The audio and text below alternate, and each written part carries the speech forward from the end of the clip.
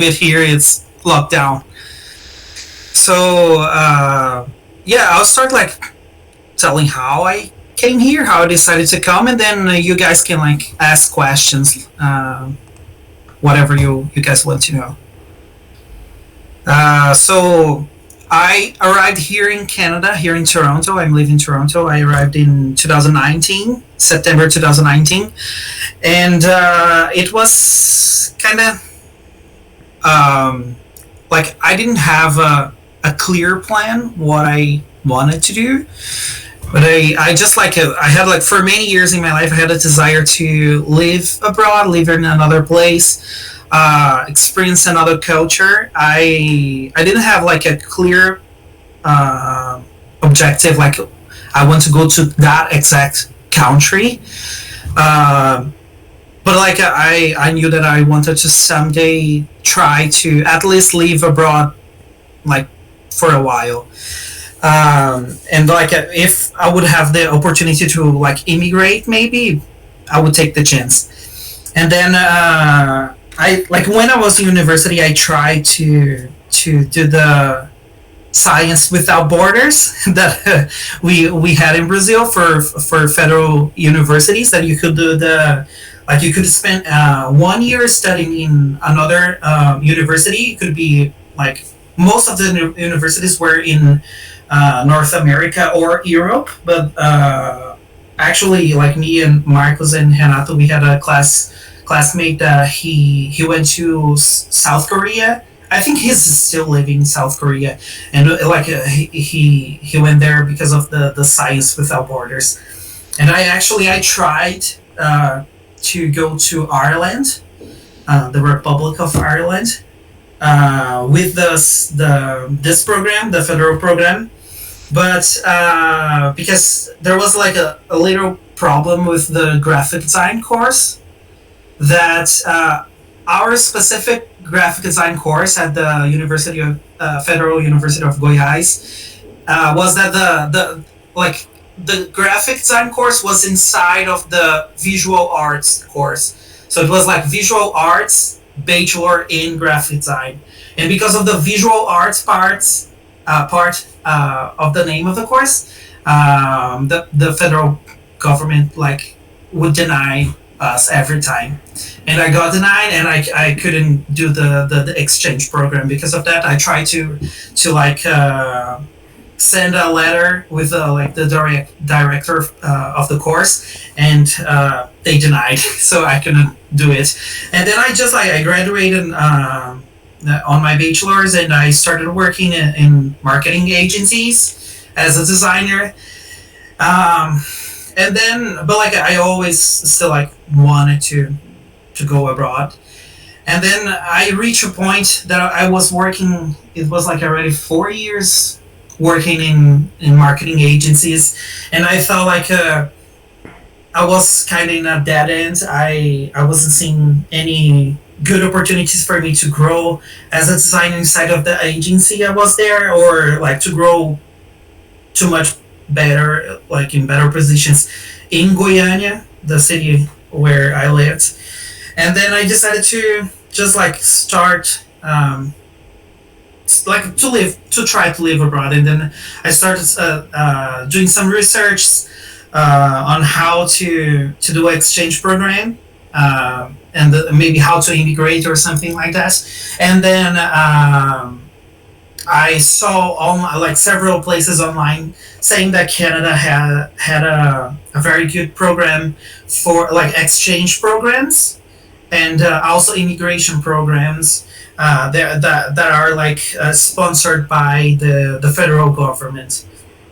And then although the winter here is terrible, it's really cold, and it's something that you like have to think about when coming here.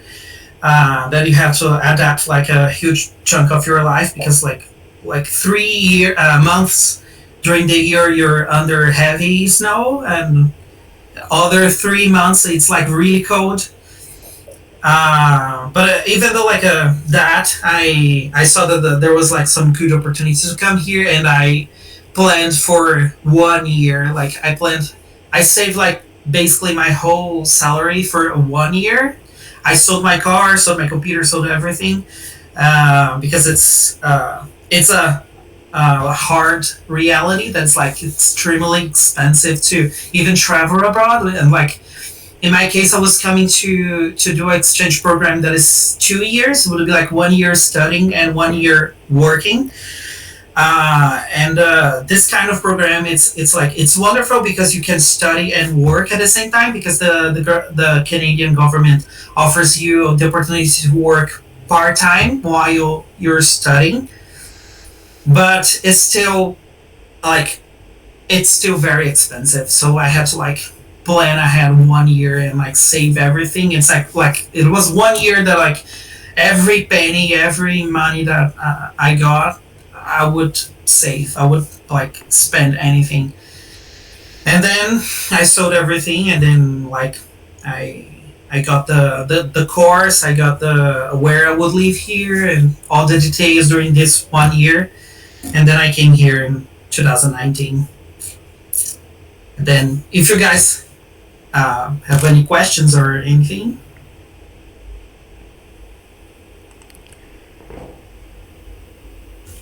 Oh yeah, it's for me it seems like a really really big challenge, and saving money for 1 year, and seems like a really big decision. So how did you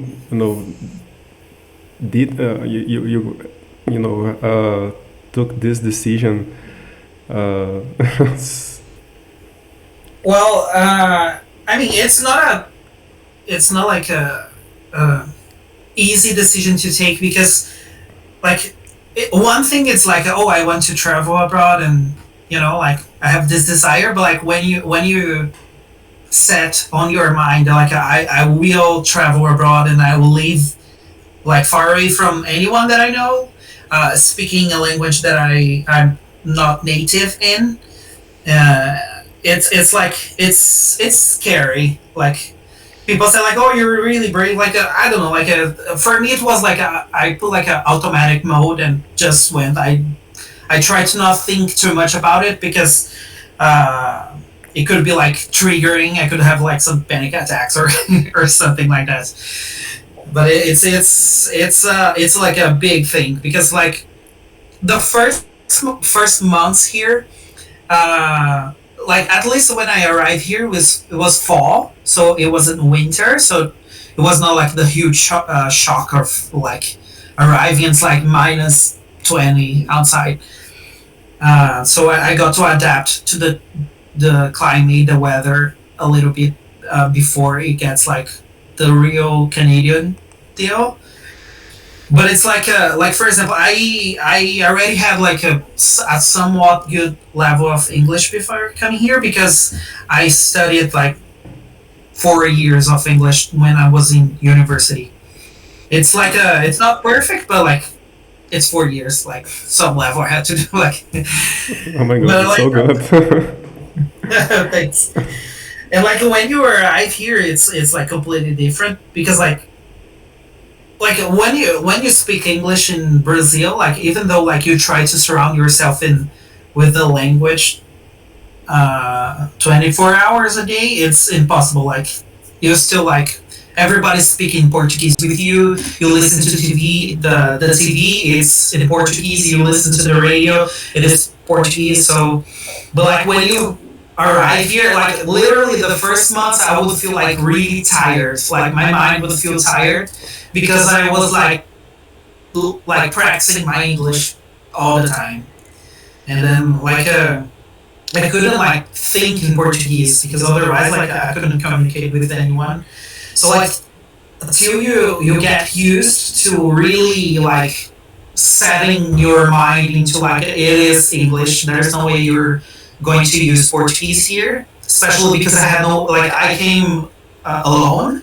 I don't have friends or family here, so and the like I live in a homestay, which is like a family that rents a room, because it's like it's cheaper to do it that way instead of like renting your own place. because housing here it's extremely expensive. Like even to rent a room, like to share a house with, like everything's shared, you only rent a room. It's like very expensive. That's why like I opted um, to rent like in a homestay because it's like way cheaper. Uh, it says we have a question. Do you believe that a 3 month exchange is worth more than a year of studying Brazil? You mean like studying English? Like studying 3 months English abroad instead of, oh, okay. Um, so I think 3 months, it depends a lot on your level of English.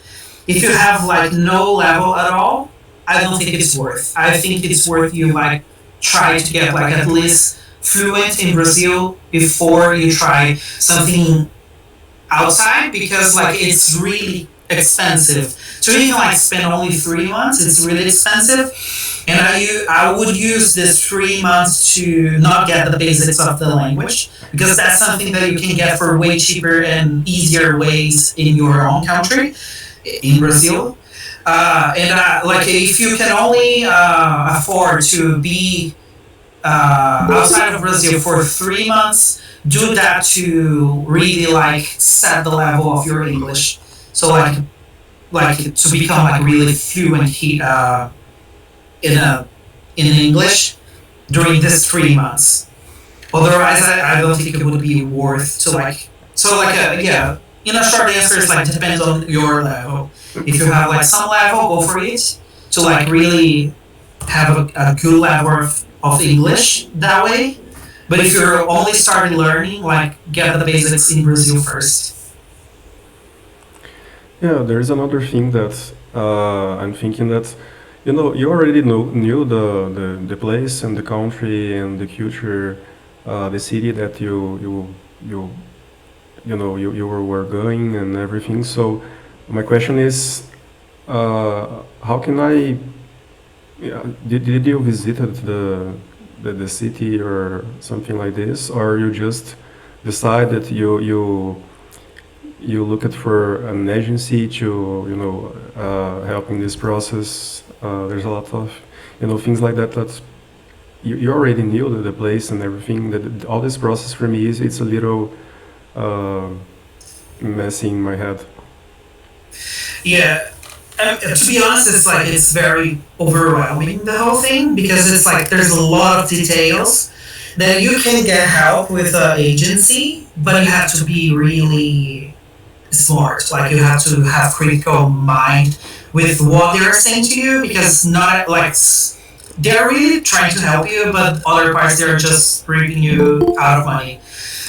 And in my case, like no, because my family's poor, so I didn't have the opportunity to like know Toronto before coming here. I only knew like from like YouTube or something like searching about Canada and Ontario and Toronto. Um, but like in my case, I did some things like after I arrived here, I actually because like after I arrived here, I decided to try to immigrate. Like right now, I'm in with a student visa here, which allows me to work part time. But I'll try to do like the whole process. Like Canada has a immigration process that's like you can study, and then after you study, you get a work visa, which like can be 1 year, 2 years, or 3 years, and then you work, and then after working, you can try the express entry. That is the federal program for immigration that then you can apply for permanent residency, and then you leave for like 2 or 3 years, and you can apply for citizenship to get like the Canadian passport and be citizen, like the whole thing. But it's like a very long thing, a very expensive, very bureaucratic, very like it's very overwhelming. But there are agencies that help with this kind of thing, as there are also agencies that help with just like exchange program.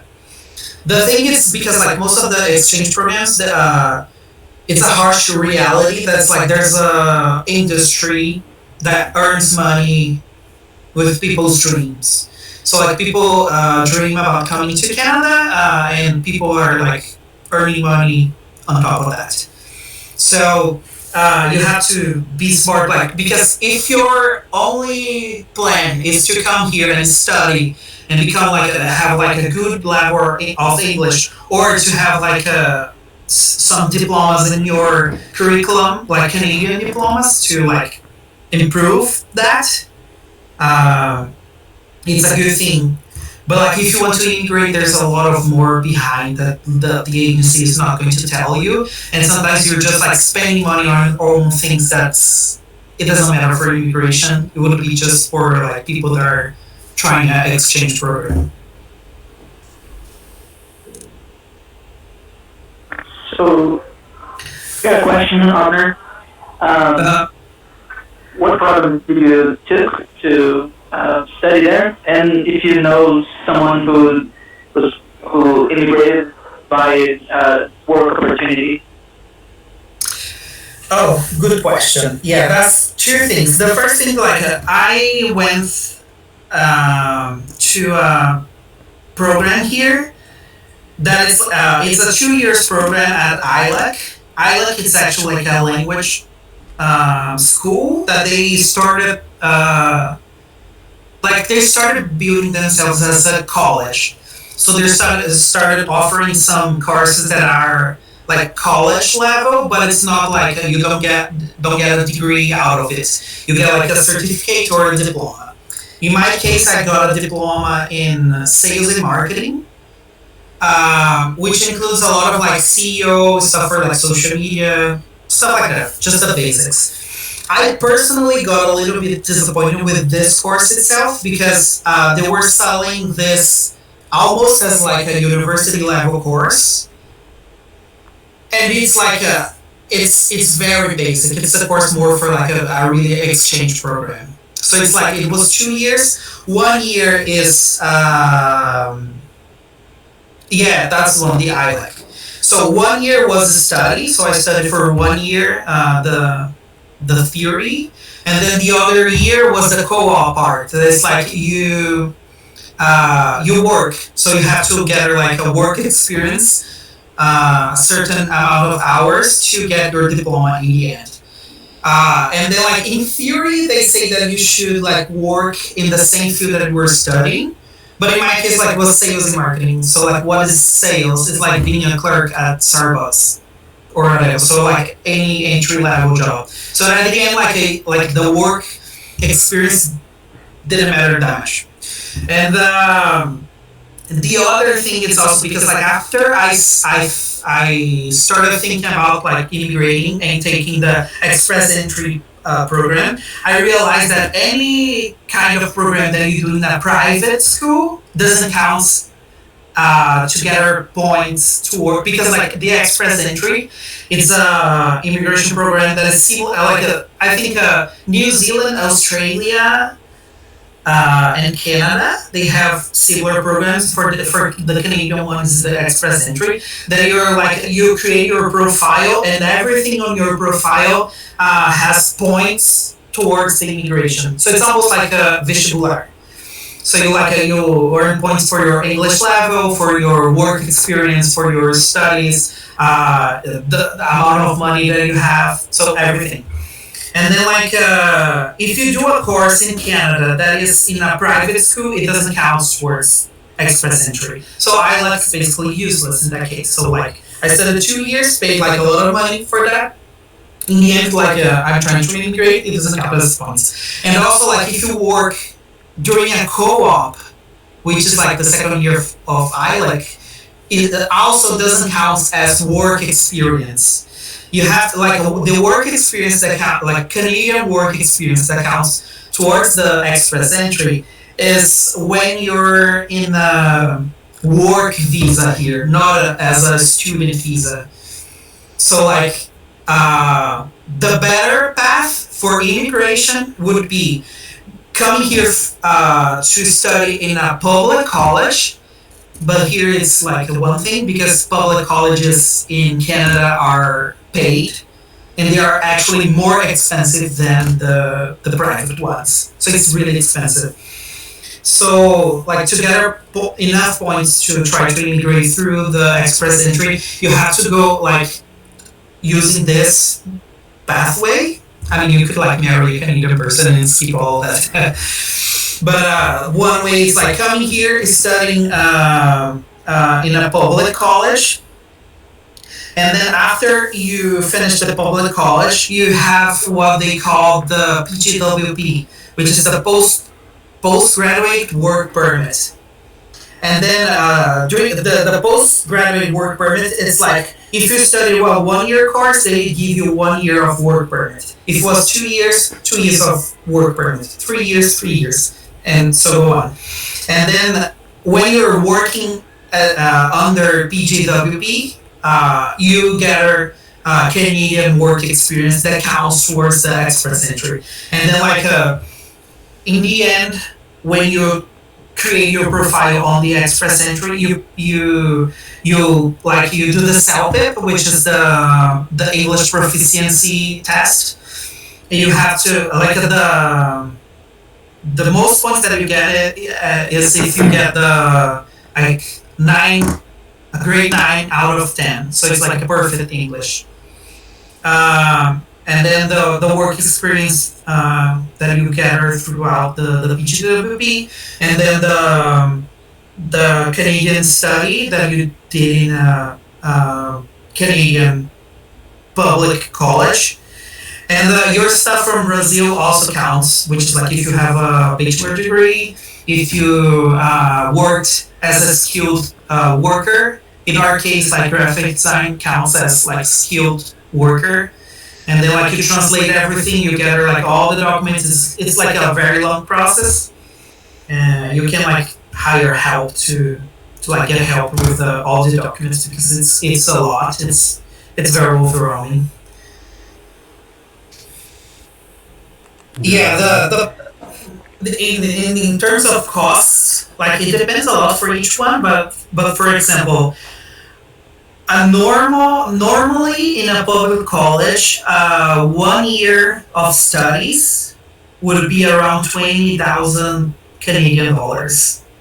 Then nowadays it's like 1/4, so it would be around 80,000 reais a year, kind of more a little bit actually, which is crazy because actually when I came here, it was like $1, $1 Canadian was like 2.8, 2.7, and I was like 4 point something. Yeah. You only like 2 million reals. Like Renato says. yeah. Says. Yeah, but like the whole thing is very expensive, but I would say the school is the most expensive part.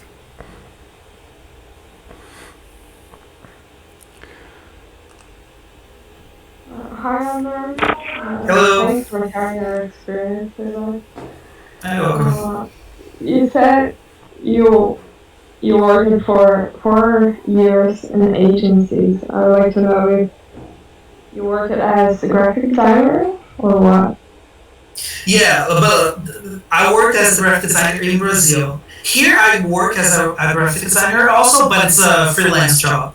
I couldn't get because like the thing is, since I'm here as a student for now, I can only work part-time jobs. And like for example, it's extremely like we know how it is in Brazil also, like to work as a designer, and it's impossible to find a job that is part-time. So like it's all full-time jobs, and like I'll try to focus on finding as a designer in an agency here when I get the PGWP part, so I can like focus on finding like a full-time job as a graphic designer. For now, I'm working here as a freelancer. I do like some part-time job too here, right now I'm working a summer job at it's a bookstore, so I'm like selling books for people, like textbooks for students, and then just like to save enough money for my whole process here because I'm about to start the public college here, so it's a lot of money to pay. Got it. Thanks. What area are you starting your studies? It's graphic design again, but it's not a bachelor, of course. Like Oh God. but it's another graphic design course. It's a 1 year course. Okay.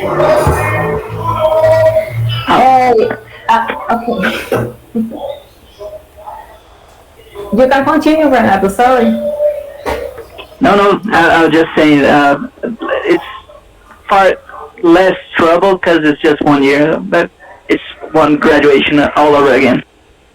Yeah, basically, it's like a out of the subjects that we had in the university, it's basically all the practical ones. So web design, branding, all that stuff again.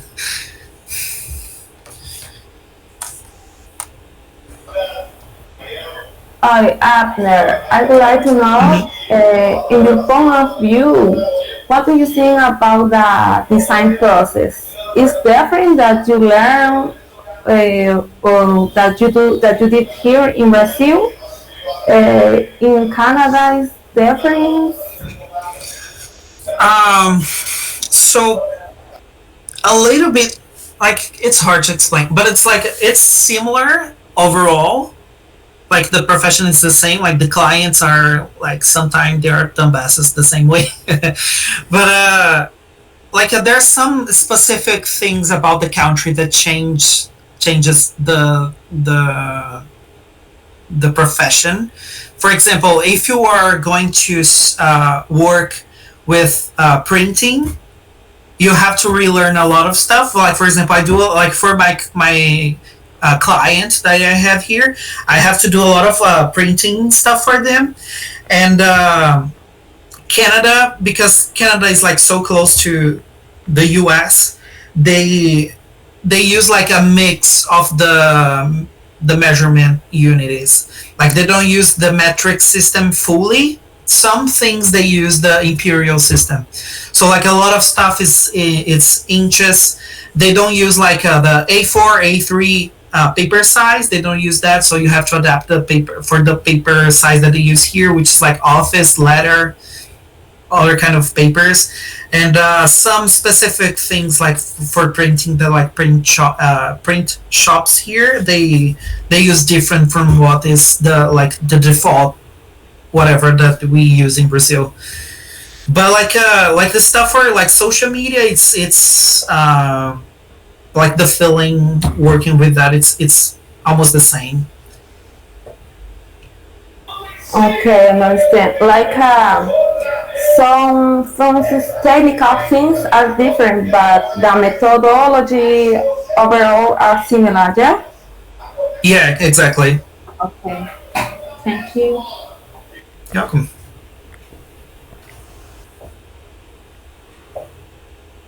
One thing that I think it's very important to say is like a lot of agencies, when they're agencies, what I mean here, it's agency, travel agency, when they try to sell exchange courses for you guys, they say like, oh, you can work and then you can like pay your rent while you're working. First of all, finding work, especially now, not that easy.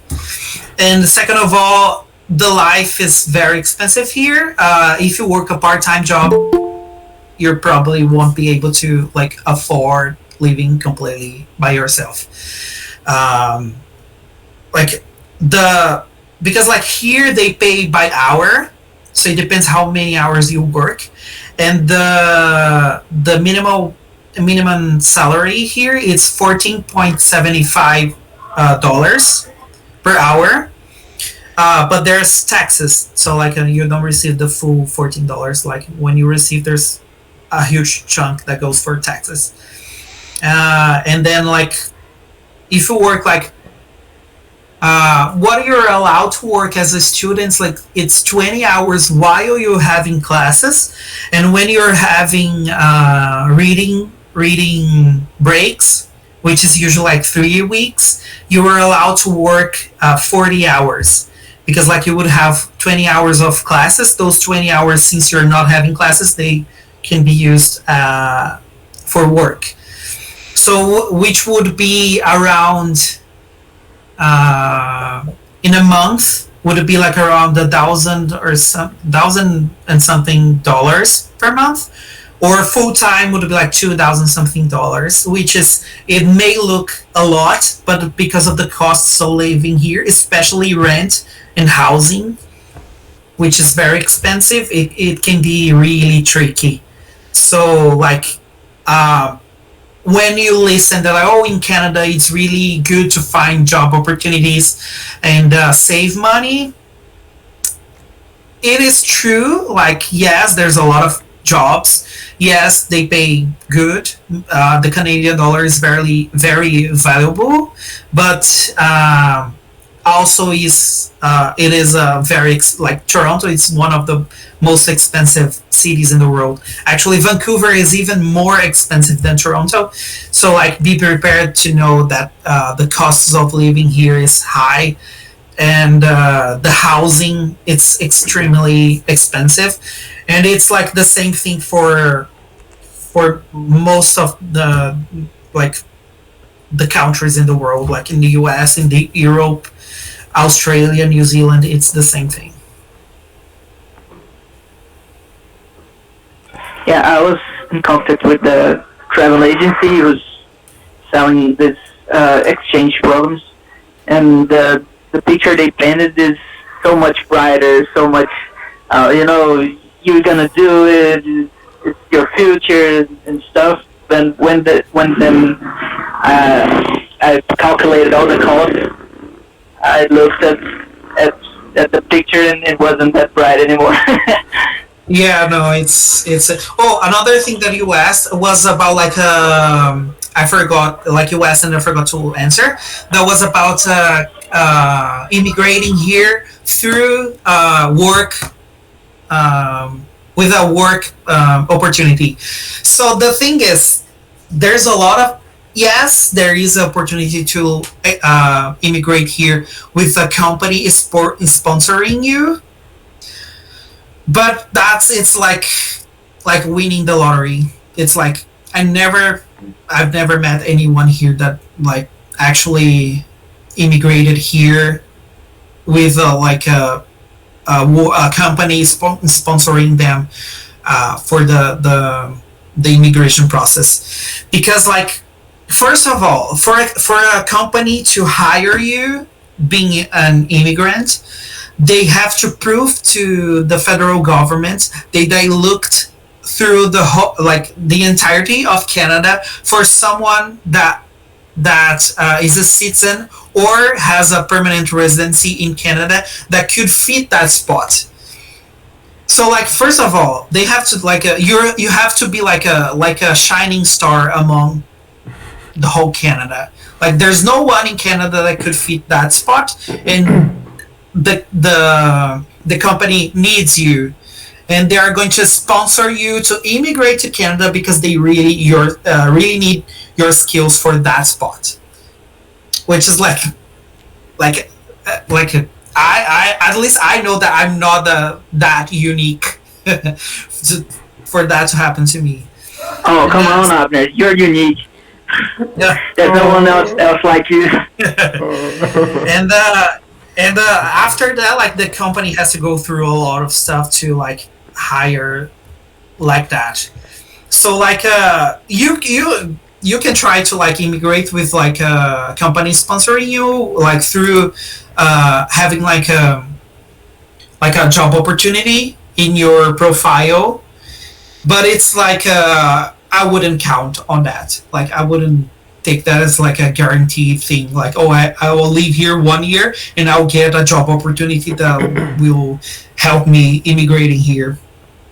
Honestly, like, yeah, try to win the lottery. It's easier. Yeah. Yeah. You can ask Renato. Oh, I was just gonna make fun out of it. Okay. What do you think about, the general sensation of, living in another place, other country, other culture? You know. Well, there's like some stuff that is actually true. but there's some stuff that is just like us being like not happy with Brazil. So like after I arrived here and realized how things are, I noticed that it's like I was at the same time like really impressed how things are in a like developed country, but I also was like underwhelmed by some other stuff that's like yeah, okay, it's just, yeah, it's a city with people inside of it. But it's like some stuff is like for example here safety, it's like crazy for us Brazilians. Like literally, it's very common for people to not lock their cars and leave like the car parked in the street with the windows open, and no one's going to steal the car. Or like the houses don't have walls around it, and people don't lock their doors or windows because the house is not going to be breaking. Like you can use your phone like 2 in the morning, walking during the night. No one's going to like steal your phone because you're using your phone on the street during the night. So like that's like something that's actually really crazy for us as Brazilians, like the safety and how like the infrastructure of the city, like how public transport or like going to like I can take a train here and go to Niagara Falls. It's like I just take a train, like $25, and I'm Niagara Falls, and like it's not something that we don't have trains in Brazil. We don't have that kind of infrastructure. Like in Goiânia, we don't even have subways. And here it's like sometimes it's better to use like the bus and the subway or the streetcar than to what like use the car or something. So like this kind of infrastructure that the country has is it's like something else also. But then like the other parts, like it's a very expensive place to live. People are not always as nice as you thought they would be. I'm not saying that Canadians are not nice. They are nice. It's just like people are people. And it's like there's like the job market that people say that's all North America and Europe. It's like it's the dream. You're like sleeping and you get like 3 job offers. Like that's not true. Yeah, it's good to hear that, man, because I always hear that thing that it's a dream and everything, but it's always agencies that they want to sell something. But I Yeah, have some friends, a lot of friends that lives in other countries. There are a lot of things that are really good, but it's good to have this point of view that you can see the reality, so see the both sides, right? Uh, yeah. You have to balance things. Like like there's some comforts that like being a native in your country that you don't have here. Like um, you know, like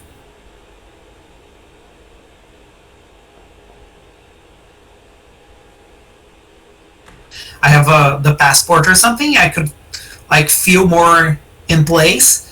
But like when you're like the language is not your own language, you have an accent. People know that you're not from here, and there's a lot of like cultural like things that are very subtle that you don't get because you're not from here. That's like it got like it takes time for you to get used and feel comfortable in that place. Although like the place is like a very good place to live, you still feel like out of place for a while till you get all of like the cultural baggage to actually feel home.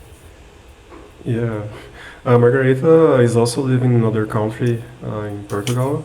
If you want to say something, Margarita, about your experience, it will be really great also.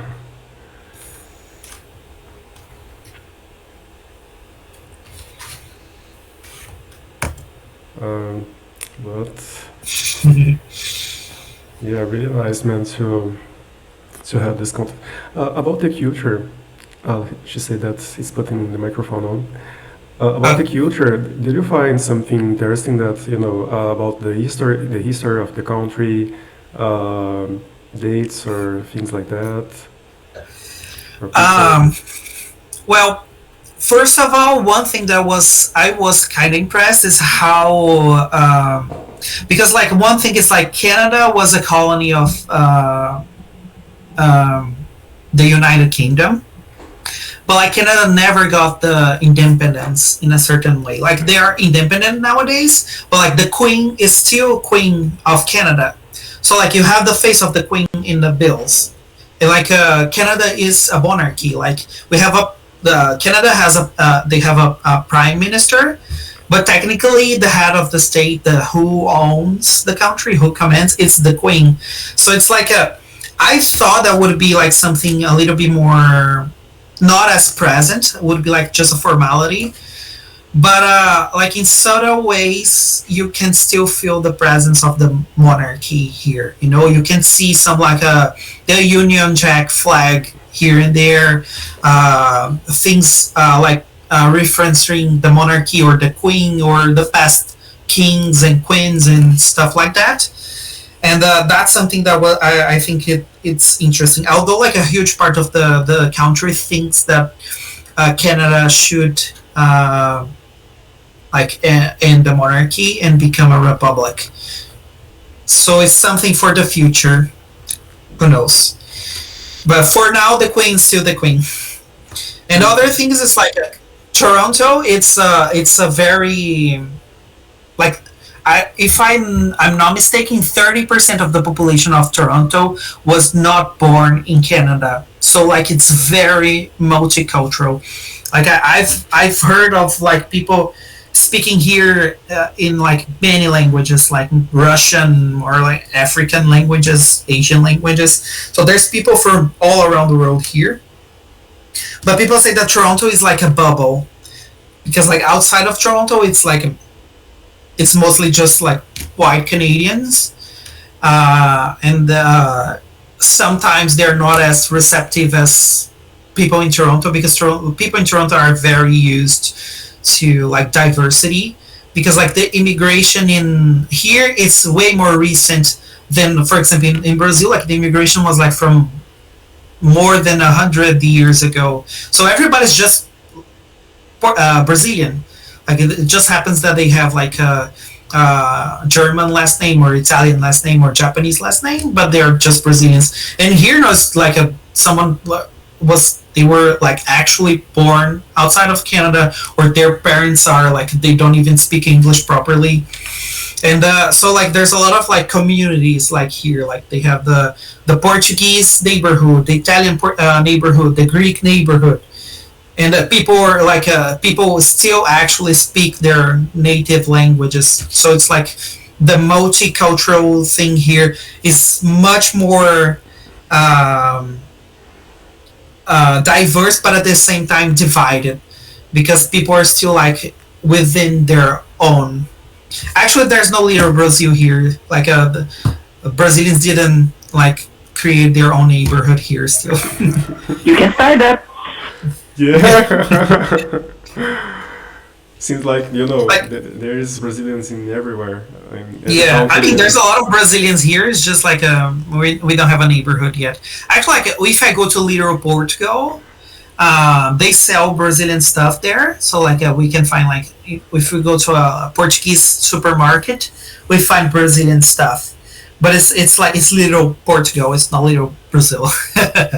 They can like speak with their own accent and say like, oh, you don't speak Portuguese, you speak Brazilian. Yeah, say it or not. Yeah. Elizabeth and Margarita, if you want to. Elizabeth is also living in Brazil. You are from. I forgot your native country. From Peru. Peru, yes. Abner, I have a question. Intentionally sponsoring, but sponsoring. Can you give us some place where study English here in Brazil or online? Any platform that helped you to learn English? So, yeah, the thing is like I learned English in going to like when I went to university, the language department of the university offered languages courses, and one of those was English. So I took like when I was studying like for my 4 years of bachelor, I also studied like 4 years of English there. And what I did is like I tried to like submerge myself in the language. Like I changed my phone was in English, my computer was in English. Everything that would like research for university, I was research in English and read stuff in English. When I would like listen to songs, I would try to like listen to song and read the lyrics together.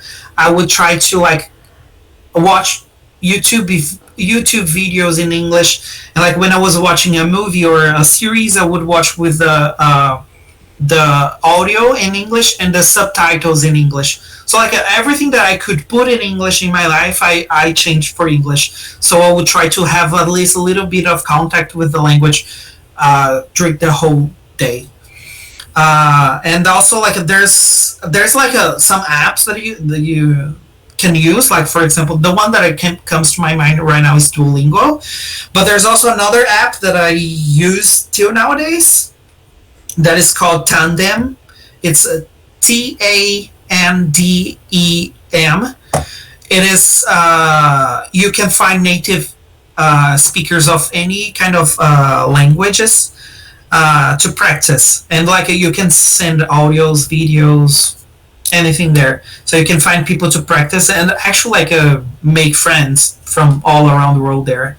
Because the best way is if you can get like a native speaker to speak to you frequently every day, even if it's just by text, and then like in the weekends you try to do like a call to talk to them.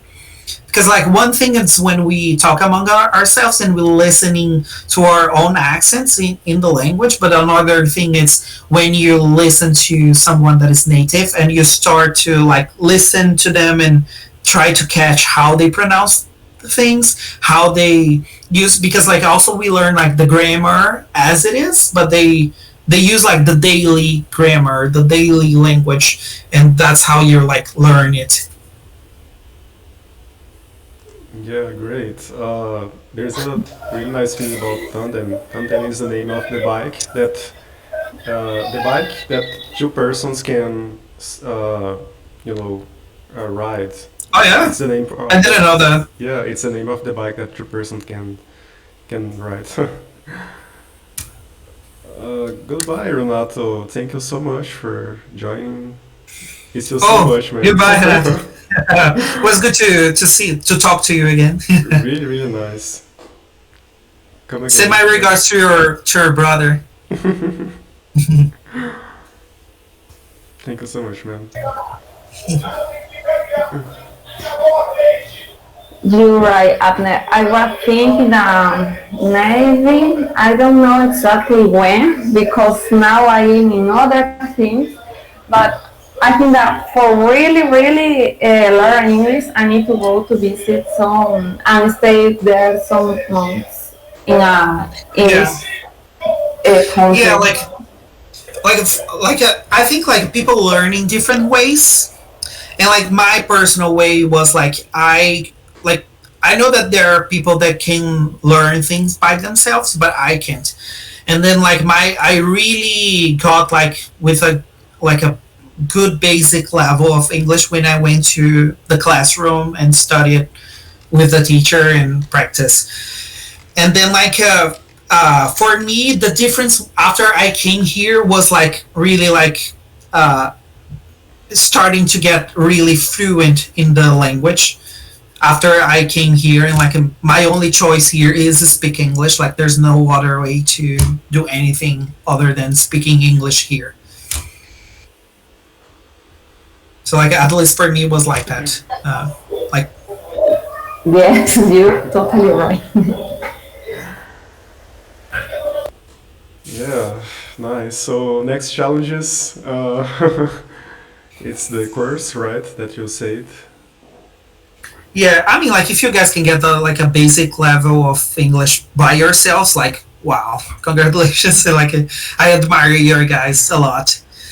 And like it's like I say, like my personal thing. It's like if you guys want to like, I want to do an exchange course to like to master my English and get like really fluent in English, I would say like get a good level of English before coming here, or like any place that speaks English, and do the exchange course to just like refine your English. Don't come to like learn English here from the basics, because I would say that it's not time enough, and it's kind of like a waste of money. I would say like try to get like some level before that, and spend the money doing the exchange course to just like refine the English, like the final push to become fluent in the language. Nice, good to hear. Someone have questions?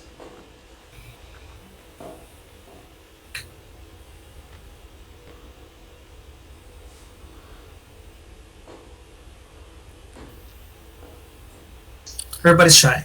Yeah. Nothing in my mind right now. Just thanks for your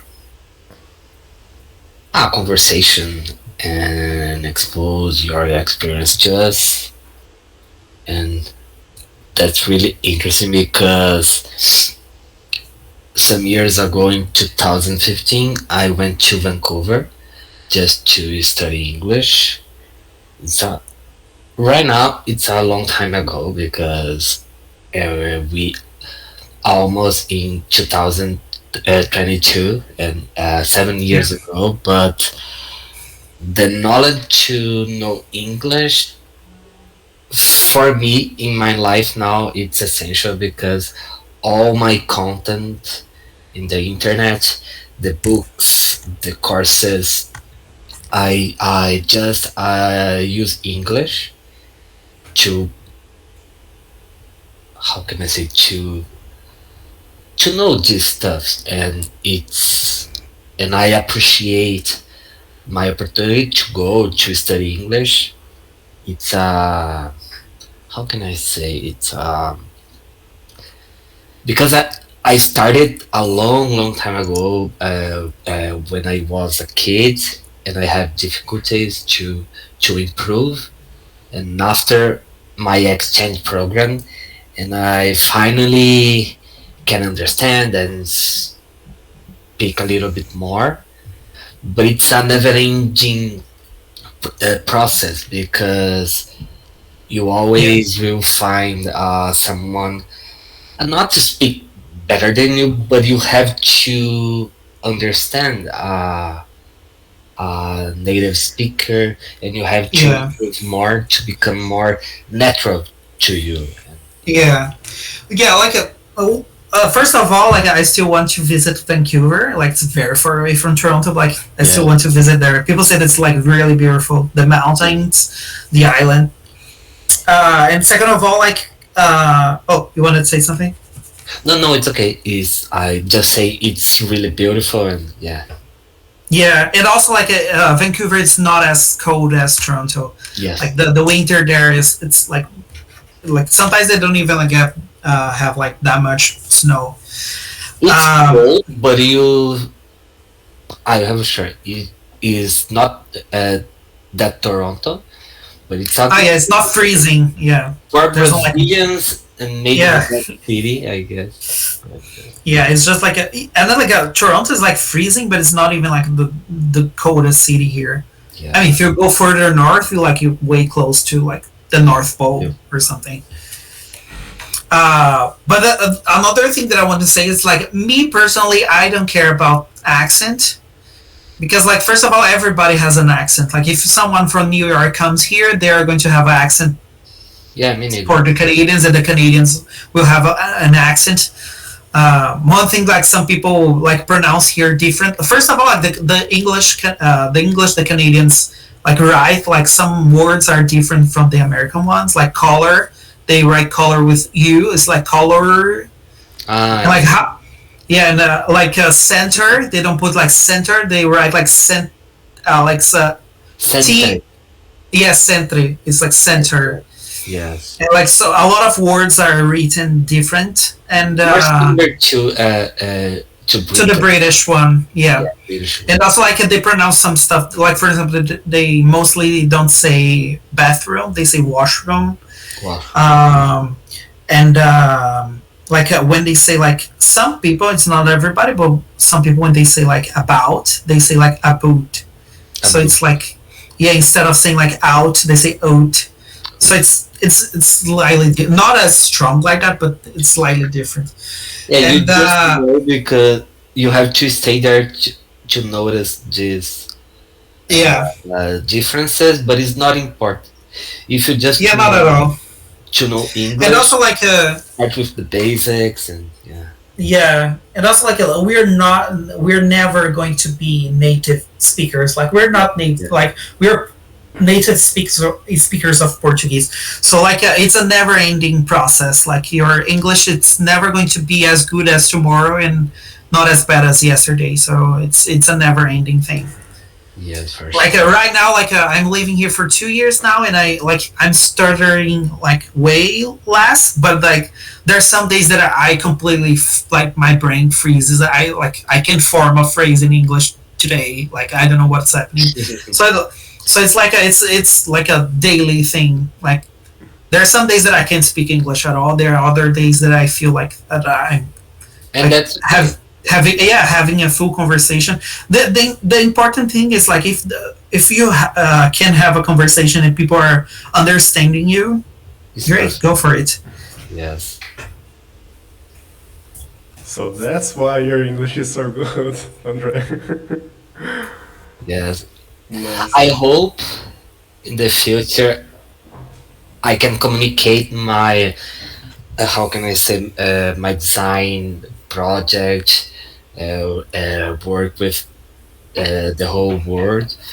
But now I'm just here in Brazil, but I every day to listen English and speak. I have to speak more, but I'm confident right now.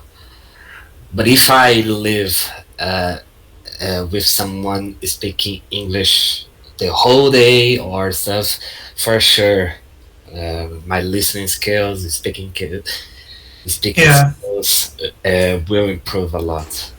I would say that the like listening and speaking skills are the hardest ones because it's only with Yes, practice.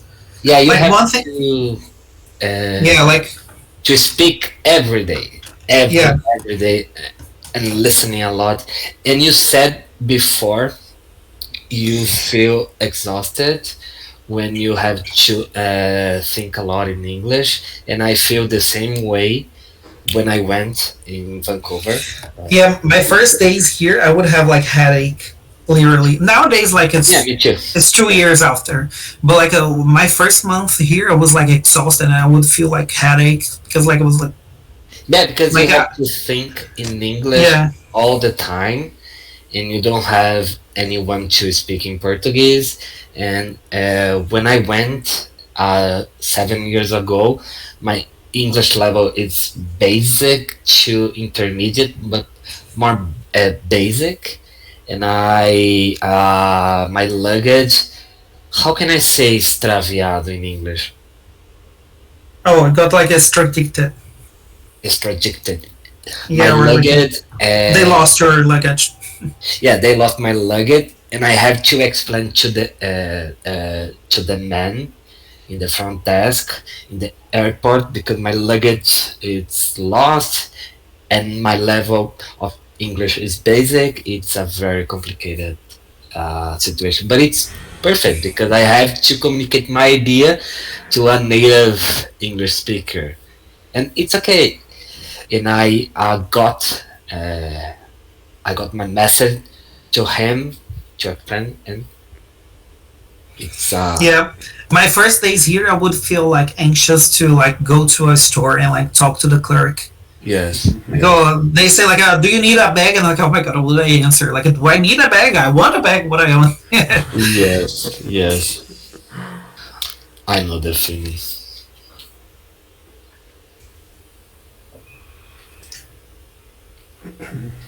Oh, okay, thank you. Have a great night there. Yeah, so that's it. It's already 1 hour. If someone have questions or something to say, feel free to say or ask something, but we're going to the end already. Well, For me, someone. thanks for the your speech explaining Yeah. about your process. I already know about some process because in the past I planned to go to Canada, but now I changed to Europe. So maybe in 1 year or two, depends of the money, depends of my Italian citizenship. But I plan to go to Europe. Cool. Yeah. Yeah, really nice. You pretend to, travel through a lot of countries also. Yes. And just, But it's a long process to get recognition. yeah. I went to I'm countries. already 5 years. I started in 2016 my process, and maybe next year I will finish. Yeah, it's a long Then, process. yeah, for me, it's not an option because I don't have any kind of ancestry. Probably it's just Portuguese. I don't know. Just Yes. like the Yeah, colonizers that are right there. Soares, it's Yeah, Portuguese, I guess. yeah, but like a recent one, I don't think I have any. So my way is Yeah. trying the immigration here. But you are already in the process, and yeah, good luck in your journey. Yeah, getting there. Yeah, that's it. Yeah, that's it. Well, I also want to thanks to Abner for for this explain this meeting for clear a lot of doubts. Um, ai, esqueci o que eu ia falar, gente. Well, Sam, I forget. Eu queria te falar uma coisa, eu esqueci. Depois eu vou lembrar. Tá bom, pode mandar no grupo. Okay, nice to meet you, Abner. Nice to meet you guys. Everybody. Yeah. Good luck, Andre, with your visa to. Oh, thanks. Thanks. It's a long process, so it's far away. Yeah. Well, I need to go. I'm very exhausted. Today was a long day.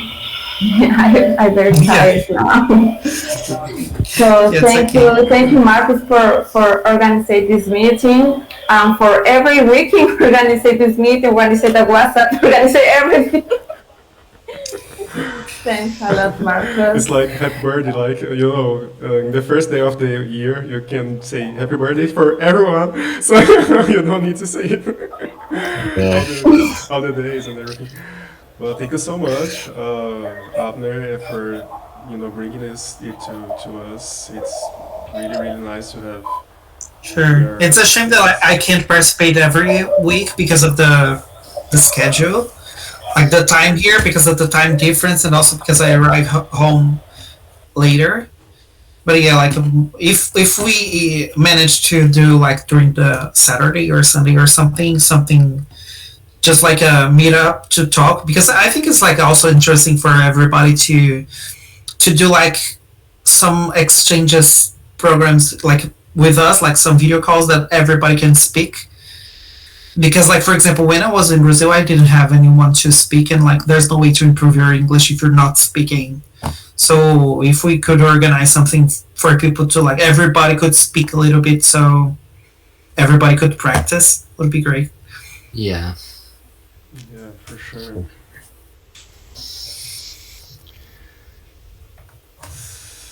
Yeah. Nice, Norma. So that's it. That's it. See you guys. Let's finish this meeting. Sure. Oh, I still have some freelance work to do. Yeah, me too. Oh my god, I'm so sick this week. But Luck. a lot of projects going and I'm so crazy. People, we will have a meeting on Saturday, with, I don't know, it's a girl from Netherlands. She has a lot of projects and I publish it, so here's the invite to everyone. So that's it. Good night, everyone. Good night. Yeah, Thank you. guys, Same. it was a Good pleasure rest. See to have then. you guys listening to my bullshit. Oh my god. Bye bye. Nice to meet you, everyone. Bye bye. Oh my Bye bye.